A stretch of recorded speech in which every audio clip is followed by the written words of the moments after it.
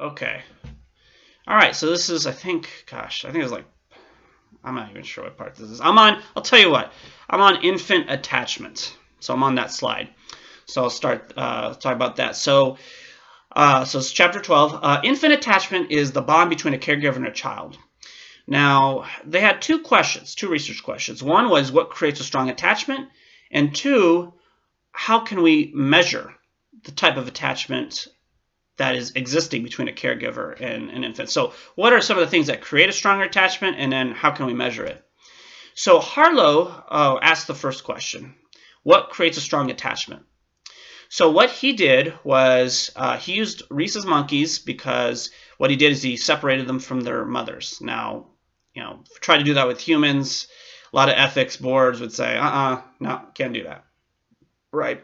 So he used monkeys, and he put them in a cage with two fake or surrogate mothers. One mother was made out of wire, like chicken wire. We call that the cold mother. And it had a bottle for feeding. The other mother had no bottle, couldn't feed the child, but had a warm, like, carpeting around it. So the question that Harlow asked was, which one do the monkeys prefer in a situation where they have to pick between the two to spend more time with during the day? They're in this cage 24 hours a day. So, well, the answer was they spent, it wasn't even close, 22 hours out of the day with the cloth mother. So, now, did they go to the wire mother? Of course they did. They had to go to the cold wire mother to get food. They need food to survive. And not to say food is not important in building attachment, but what this study did show is that what is most important for building a strong attachment is comfort. Think about it. When you're scared or when you're depressed or sad, what do? Well, maybe you like to, curl up with a blanket, or hold a stuffed animal, or hold somebody, right? Hold a human, hold a pet. We like to do that because it's comforting. And so what Harlow showed was that the main factor in attachment wasn't giving food; it was comfort. So mothers who have like postpartum depression, who kind of don't show as much affection to their child, it's really bad for creating a strong attachment. So even like a lot of you may not have a child, but you got a pet. It's really important to pet your pet. Yeah. So pet your pet, hold it if you can, talk to it, show it attention. If you want a strong attachment, you can't just give it food every day and expect it to, be all over you. Actually, dogs probably will. Dogs love you, pretty much almost no matter what. You could, sadly, people abuse dogs, and dogs will still, love you. Dogs are amazing creatures. But all right, the next study on infant attachment is by Mary Ainsworth, called the Strange Situation Study. So she wanted to know how we can measure attachment. Like Harlow was asking, okay, what creates strong attachment? We have the answer: comfort, warmth, safety, feeling of safety and security. Mary Ainsworth wanted to see, okay, let's take humans and see if we can, in a snapshot in time, tell how strong the attachment is between the caregiver and the child. So they have this room with toys in it, and they have the mother, obviously the child, sometimes a stranger in there. And so they have the mom leave the room. Now let's see how the baby reacts. But the most important part of the study was when the mom comes back in the room. So if the mom comes back in the room, what they called the reunion phase, that was the most critical phase. What do you think would happen if we have a strong, secure attachment between the caregiver and the child? Well, when the mother comes back, the baby's easily soothed. So a lot of times, as normal, the baby will cry. So when the mom leaves, the baby cries. But when the mommy comes back, the baby will stop crying. They'll be easily soothed. They'll actually go to the mom. And so, yeah, that's an example of what Ainsworth said is secure attachment. Now, what is insecure attachment? The opposite. Well, there's two types of behaviors I want you to know. So when the mom comes back, you could see like the baby is kind of ignoring the mom. I mean, when you're mad at somebody, one way you could show your anger is ignoring the mom, right? So or ignoring the person, right? And so in this case, they're mad at the mom, so ignoring the mom.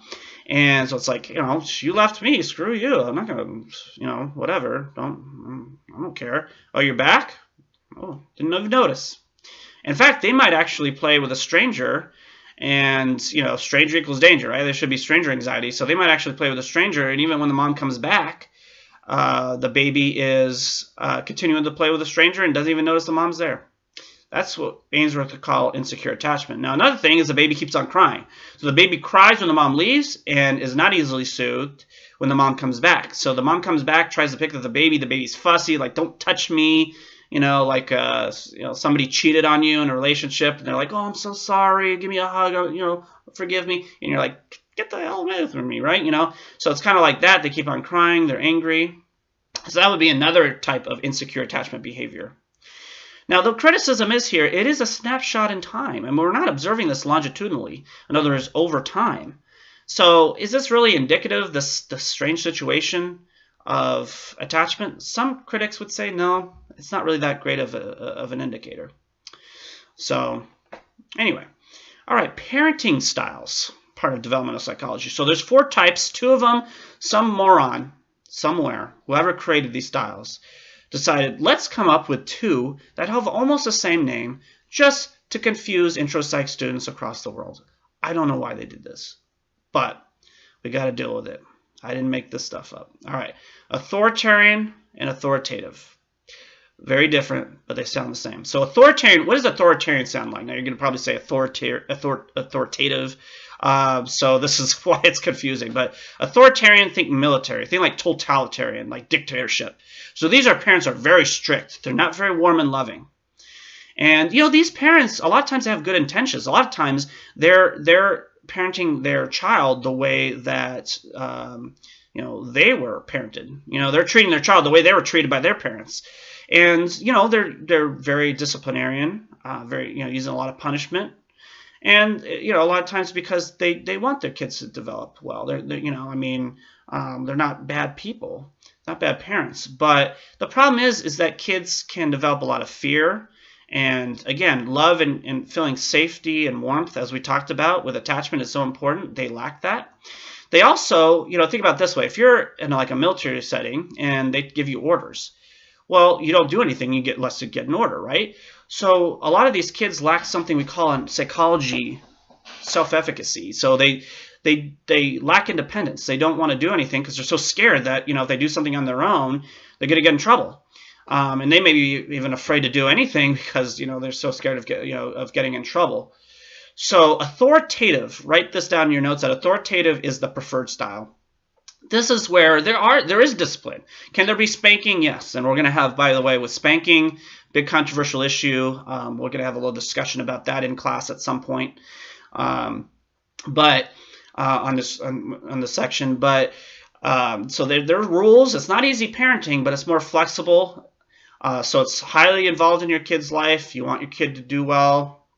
Want your kid to be respectful. Want your kid to follow rules, follow order. But there's some more flexibility. There's an explanation for punishment. Whereas with authoritarian, it's like, I say jump, and my child asks, how high. There's no explanation for punishment.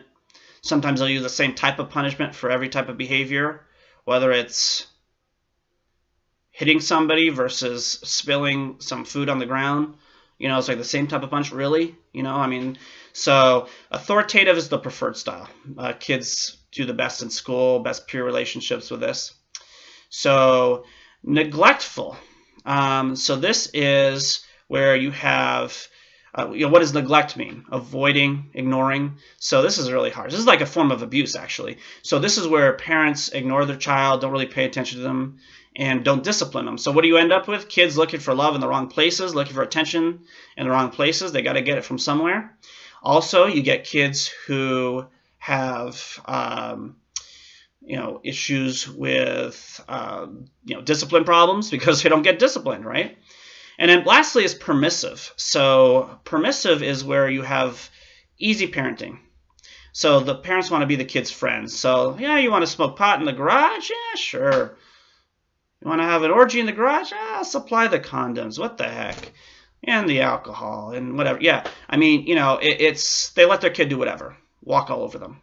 So you could see the obvious problem here. I think we could all agree that kids today are less respectful. We can debate on why that is, but yeah, you get a lot of permissiveness in parents. Let their kids do whatever. Not good. So authoritarian is highly involved, strict, not very warm and loving, military-like. Authoritative is a preferred style, so it's warm and loving and highly involved, does have discipline. Neglectful, not involved, and not warm and loving. And then permissive is warm and loving, but, you know, let their kid do whatever they want.